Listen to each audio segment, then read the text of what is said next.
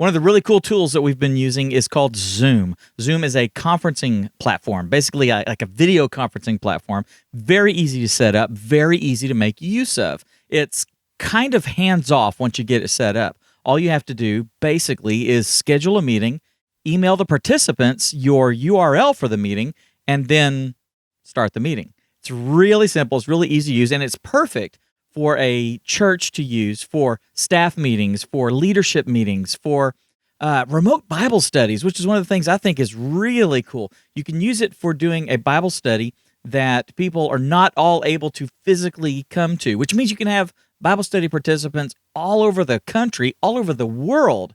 You could have people joining your men's Bible study, for example, through Zoom. It's really cool. Anyway, let me show you how easy it is to set up and make use of. So let's just go to the Zoom website, zoom.us. So, I mean, when you get here, here's all the marketing stuff and all that, nothing really exciting. You can read through all this, and it'll basically show you how people are using Zoom and give you some great ideas. Let me show you the plans and pricing.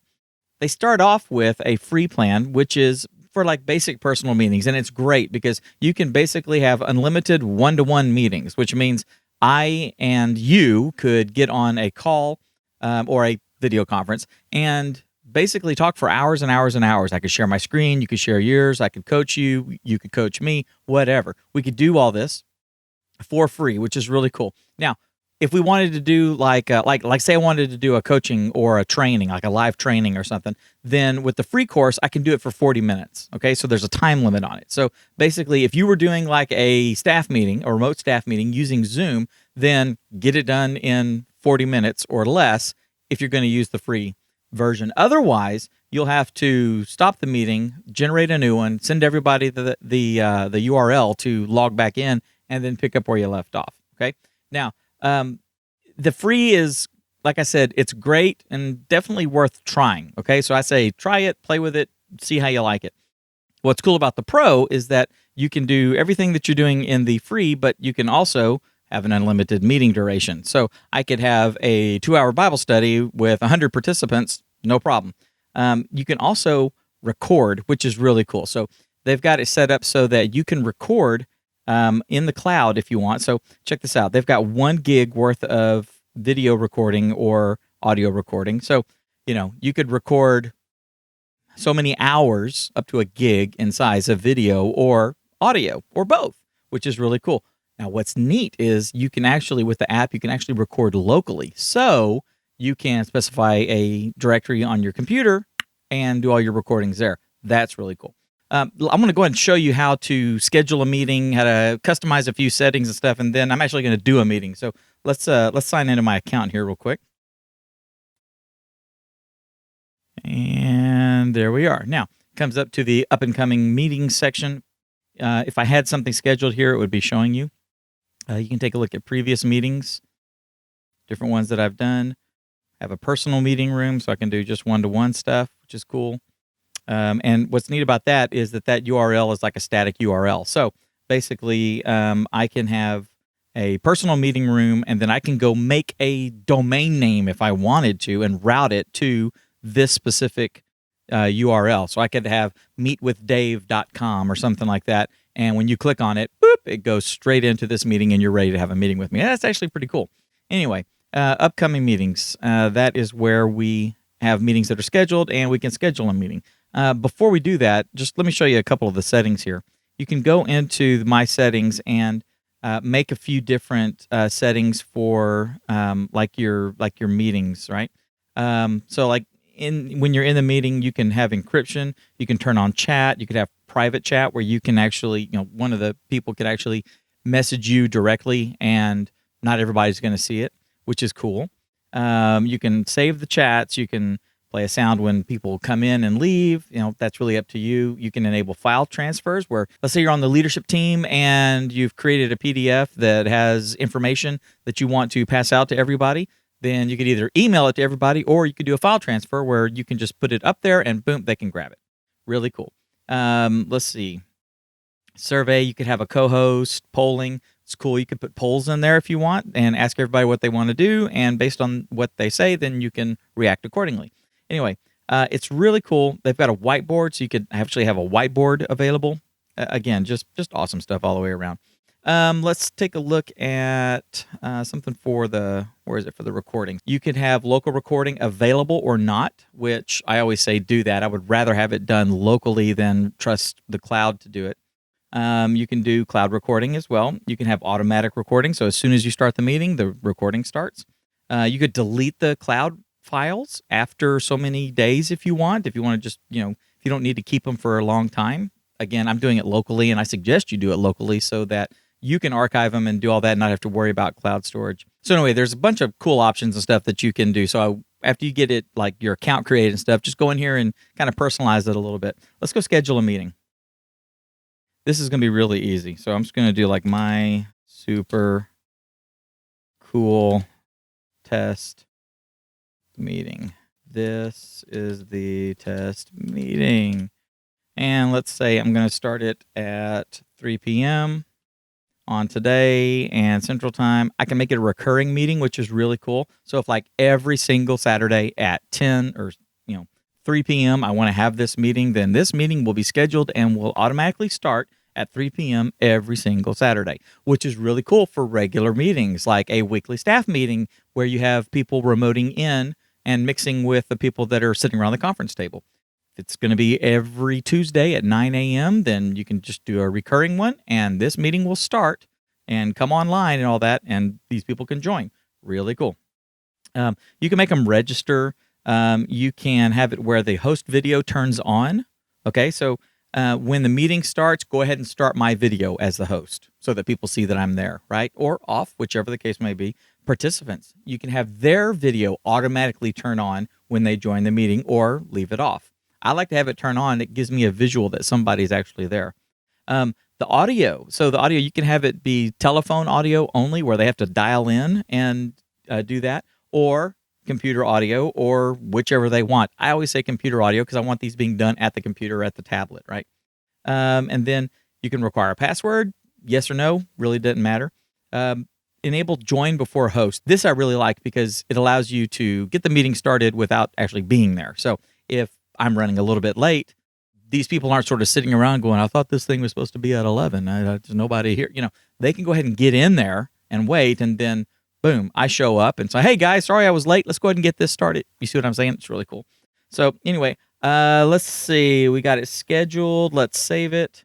So here's the URL for the meeting. So what I'm going to do is I'm going to copy this, and I'm going to paste it over into a chat window that I have open with Jordan. He's going to join me for this. We're just doing a little test. So I'm going to go ahead and, for kicks, go ahead and start this meeting. And even though it was scheduled, this is the Zoom app. So check this out. What's going to happen is when people go to join your meeting by clicking the link, like the one I just pasted over to Jordan, when people go to join that, it's going to come up with a screen just like this, not the launch thing, but just like this. It'll say launching. Please click OK if you see a system dialog, which this is the system dialog it's talking about. And said, if nothing prompts in the browser, download and run Zoom. That is the little applet. Now, I've already got it installed on my computer. So, and like on my tablet, I've got the app installed on the tablet and stuff. If they don't, then it's going to prompt them to do so, right? So if nothing happens, if you don't see something, then click here and download and install. That's very helpful as well. The installation takes about like that, and it's absolutely kind of hands-off. Once it's installed, then they click it, and just like this, it came up with the launch application. It says, launch the application, Zoom. Okay, open this link. Boom. Here we go. And I'm already signed in and joining the meeting, and looky there. There we are. So now I'm just waiting for Jordan to join. Now, if you take a look down here, I'll show you a couple of things. You've got your little microphone button. You can see as I'm talking, it's activated, right? You can come in here and choose which speakers you want to use, and you can come in here and choose which audio you want to use. Now, I have to put on my headsets because I've turned off my speakers. So I'm going to put my earbuds in. Then I should hear when Justin Jordan, too many J's, when Jordan comes in. But anyway, you can choose your microphone. You can choose your speakers, and then you can obviously mute. Now, with the video, you can choose what you are using for your video. Now, I'm using my Logitech webcam sitting right up here. If I have other cameras installed, HDMI cameras, higher end video equipment, whatever, that would show up in there as well. I can invite people. I can manage the participants. I can do a poll. I can share my screen. So I'll show you that real quick. Here is my Zoom window. This is me talking to you on Zoom. I can choose share screen. And then I can choose which screens I want to do, right? So I've got desktop number 1. I've got 2 monitors. So I've got number 1 where I am. I've got my second monitor over here, which looks like the Facebook page is up. I can do a whiteboard, okay? I can use a phone via a cable. So if my phone is plugged in and I want to share the screen of my phone, then I can do that. Like I got my iPad plugged in. Boop, I can share the iPad screen. I can choose a specific app like Google Chrome. That's what I have. Or I've got some Finder windows open, right? It's really cool. So let's just say I'll do desktop 2. So whatever is on desktop 2 is going to show up. Now, notice that the Zoom window is small over here. And I've got, let me minimize that. I've got my screen right here. So look, here we are. I sent Jordan the invite. Let's see. I need to get rid of this and get rid of that. So here's the invite to Jordan. So I'm waiting for him to join in. Here's our CTA insiders. So here, look, I'll show you something cool. So Anthony, one of our members, says, any recommendations for being able to do multiple HDMI inputs into one Thunderbolt port? Is this possible? So what did I do? Yeah, I did a little video for him showing him how to do it.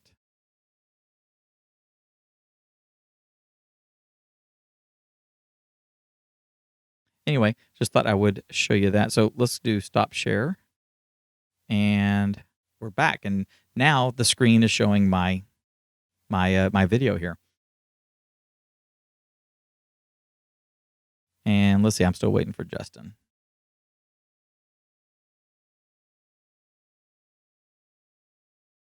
Not Justin, Jordan.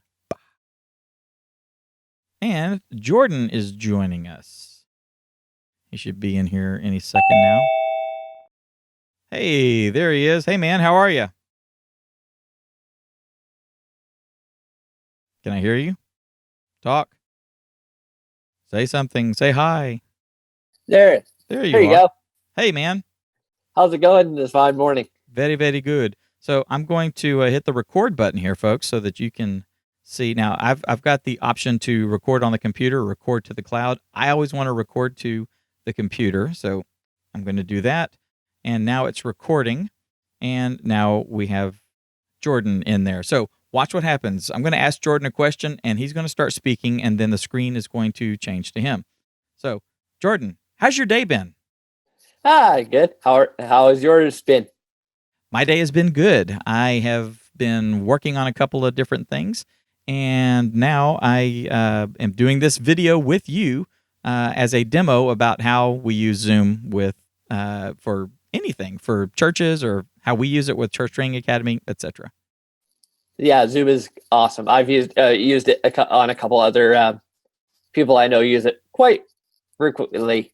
Yes. It's actually the way we are doing our interviews now for the show. So we can actually have multiple guests on the show if we want.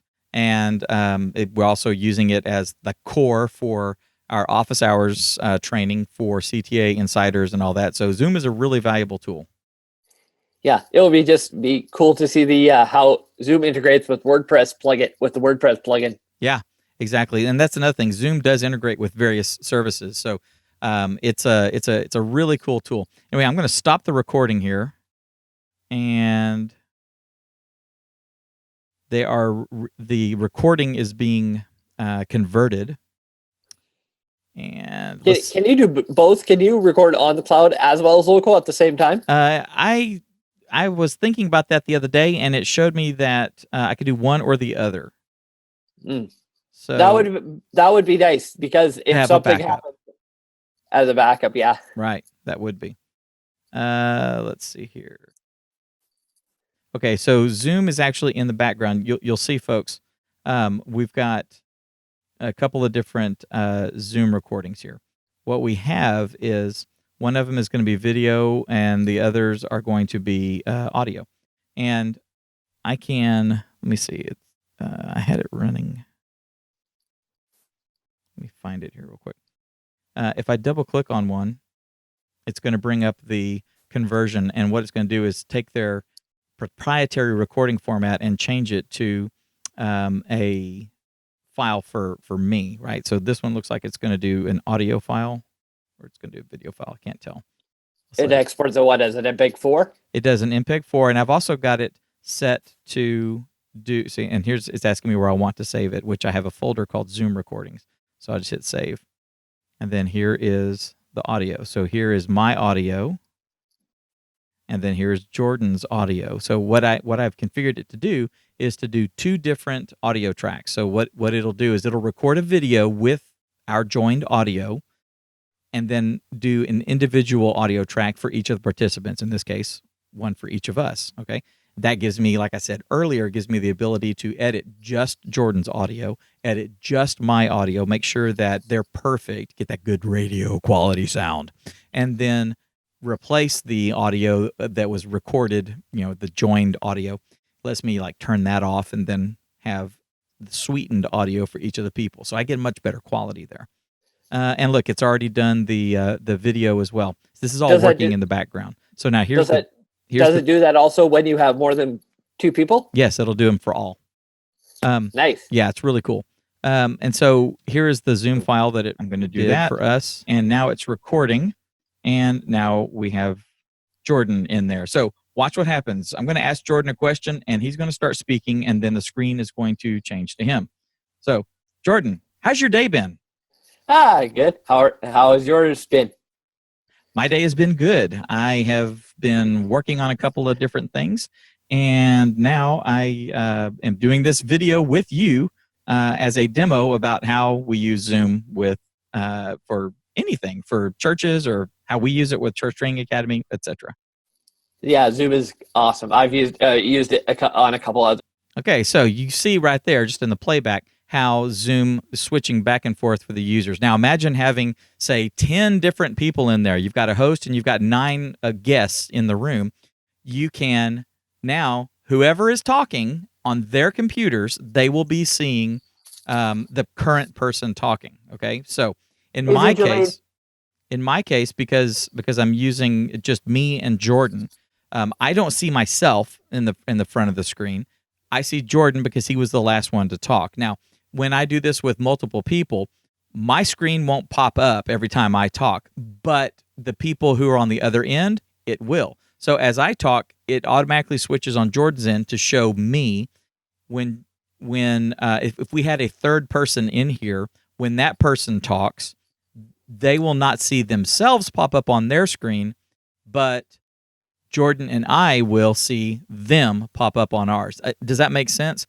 Basically, for the person who is viewing this on their individual ends, they will be seeing the current person speaking as long as it's not them. Does that make sense? I hope it does. Anyway, I highly recommend that you go and start up with a free account. Get yourself a free account of Zoom and start playing with it. Do a little testing. See if it's going to work for your ministry. I think it's going to, okay? It's a really, really cool tool. If for nothing else, having the ability to have remote participants in your meetings should allow you to have your meetings on a regular scheduled basis, especially when you're using like all volunteers. So like I was saying, it's hard to wrangle everybody to come together for a meeting. You end up with like 5 or 6 people that can't because someone's on vacation, somebody's sick, somebody's out of town. You see what I'm saying? When you're using something like Zoom, they can, even if they are sick, they can join it, not even have the video, just have their audio on, so you don't see them with the, snot hanging down and all that kind of stuff. Anyway, Zoom is really cool. So I've got a link below where you can go get Zoom. Check it out. It is awesome. I highly recommend it. And that's it. Have you tried